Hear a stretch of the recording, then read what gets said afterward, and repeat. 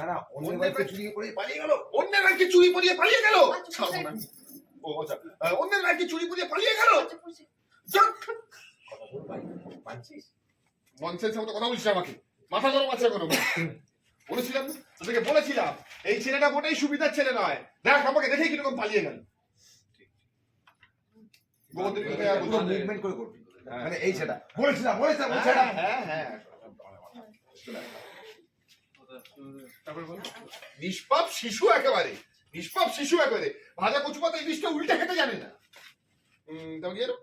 উল্টে খেতে জানে না কেন এই ছেলেটাকে?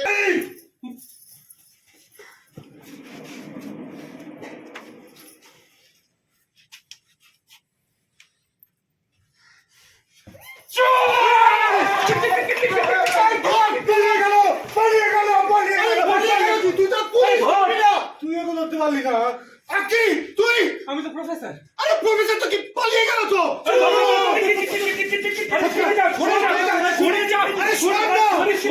আমি পালিয়ে গেল, ধরতে হবে। আরে হ্যারি পালিয়ে গেল।